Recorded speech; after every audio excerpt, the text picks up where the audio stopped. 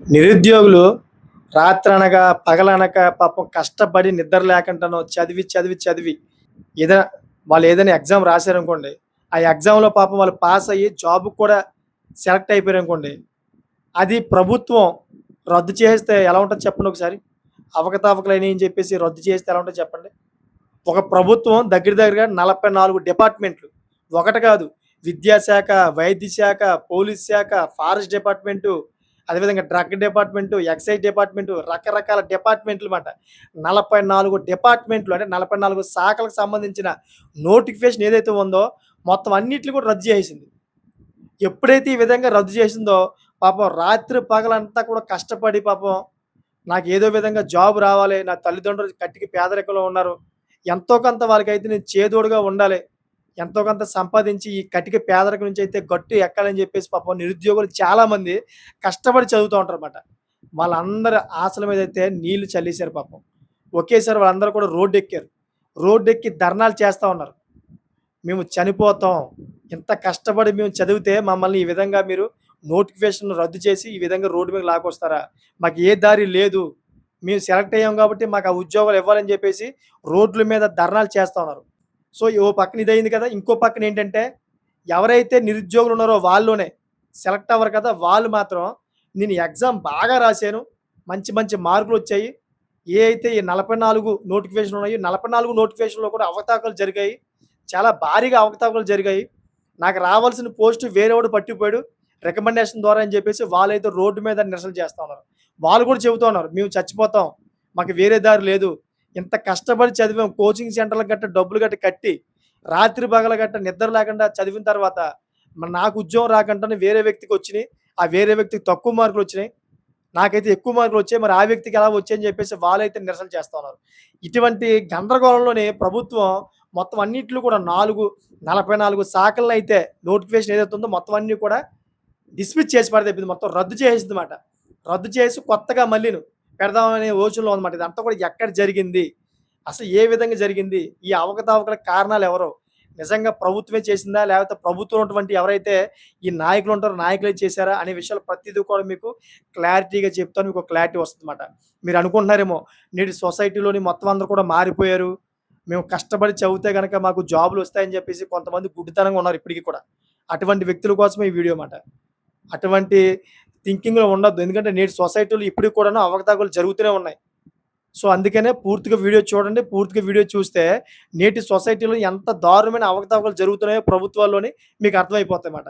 So, ఇదంతా ఎక్కడ జరిగిందంటే జార్ఖండ్‌లో జరిగింది. జార్ఖండ్‌లోని ఈ అవకతవకలు ఏ విధంగా జరిగిందో ఇప్పుడు పూర్తిగా మీకు చెప్తాను. మీకు క్లారిటీ వస్తదన్నమాట.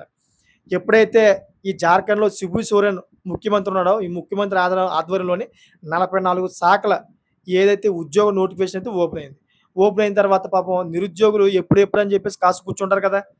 అలాగే పాపం ఆ 44 నోటిఫికేషన్‌లు ఓపెన్ అయిన వెంటనే పాపం అప్లై చేసుకున్నారు. అప్లై చేసుకున్న తర్వాత కానించి పాపం కనీసం 3, 4 నెలలు ఈ ఏదైతే కోచింగ్ సెంటర్‌లకు గట్టా డబ్బులు కట్టుకొని రాత్రి పగలు కష్టపడి కసితీరా పాపం వాళ్ళు డబ్బులు గట్టా ఖర్చు పెట్టుకొని చెమట ఓర్చి చాలా కష్టపడి చదివారు పాపం. దీంట్లో కొంతమందికి బాగానే వచ్చాయి. ఎందుకంటే ఎవరైతే బాగా చదివారో వాళ్ళందరూ కూడా బాగానే వచ్చాయన్నమాట. వాళ్ళ యొక్క పోస్టులు గట్టా అన్నిట్లో. వాళ్ళ యొక్క సంబంధిత శాఖల్లో. కొంతమంది బాగా చదివినా గాని రాలా. వాళ్ళు బాగా అసంతృప్తికయ్యారు. అంతేకాకుండా కొంతమంది సరిగ్గా చదవకపోయినా ఉద్యోగాలొచ్చాయి. ఇదెలా వచ్చాయని మీరు అనుకోవచ్చేమో. ఇదే మరి అసలైన ట్విస్ట్. ఎవరైతే లోకల్‌గా ఎమ్మెల్యేలు గట్టా ఉన్నారో, ఈ ఎమ్మెల్యేలు, మంత్రులు గట్టా వాళ్ళ యొక్క కోటా అంటే వాళ్ళకి ముడుపులు ఎవరైతే ఈ విధంగా ఇచ్చారో డబ్బులు గట్టా వాళ్ళేం చేశారంటే, ఇదంతా కూడా మేనేజ్ చేసి ఎవరికైతే తక్కువ మార్కులొచ్చాయో వాళ్ళ దగ్గర నుంచి డబ్బులు గట్టా తీసుకొని చక్కగా తక్కువ మార్కులొచ్చిన అందరూ కూడాను అడ్జస్ట్ చేసేసారన్నమాట. ఎక్కువ మార్కులొచ్చినోళ్ళు పాపం బాగా కష్టపడి రాసినోళ్ళకి మాత్రం ఎటువంటి ప్రయోజనం లేదు. ఎప్పుడైతే ఇదంతా కూడా బాగా చదివి పాపం వాళ్ళకి ఉద్యోగాలు రాలేదో, అసలు చదవనోడు, రోడ్లంట తిరిగినోడు, తక్కువ మార్కులొచ్చినోడికి ఇయన్నీ బాగా వచ్చాయో, ఇంక వాళ్ళందరూ కూడా రోడ్డు మీదెక్కి ఇక ధర్నాలు చేయడం మొదలుపెట్టారన్నమాట. ఈ గవర్నమెంట్‌లోని ఇంత దారుణమైన అవినీతి ఎక్కడా చూడలేదు. ఇంత దారుణంగా అన్యాయం చేస్తారా? చదువుకున్న వ్యక్తులు పొట్ట మీద కొడతారా? అని జెప్పేసి రోడ్డు మీద బైఠాయించి మేము చచ్చిపోతాం అని జెప్పేసి కిరసనాయిలు, పెట్రోల్ పట్టుకొని విపరీతంగా ధర్నాలు చేసి రాస్తారోకో చేస్తే ఎట్టకేలకు యువత దెబ్బకైతే మొత్తం గవర్నమెంట్ అంతా కూడా దిగొచ్చింది. ఒక ముఖ్యమంత్రి దిగొచ్చి తలొంచాడమాట.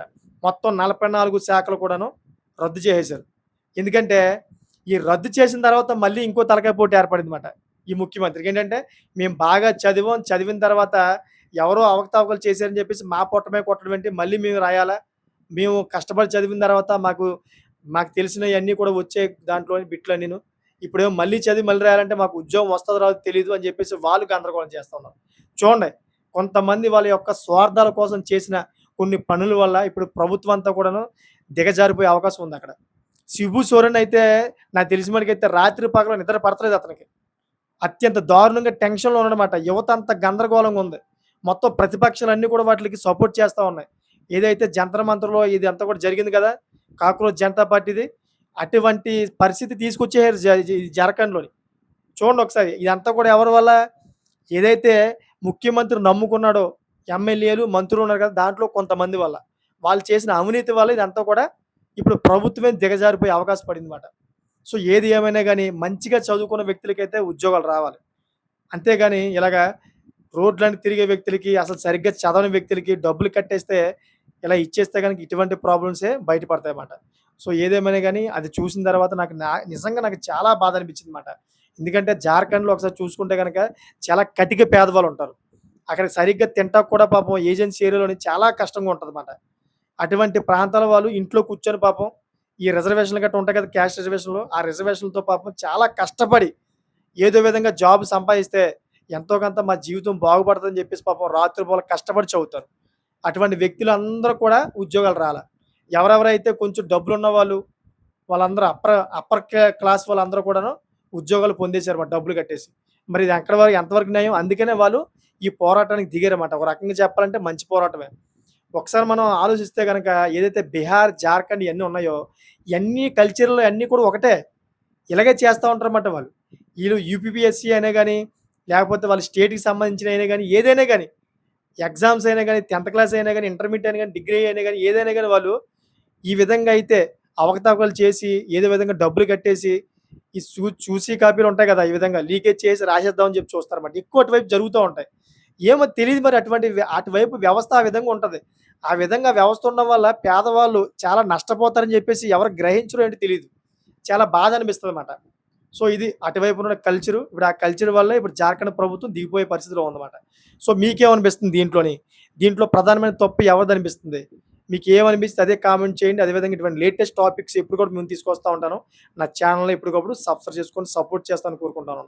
Thank for watching friends.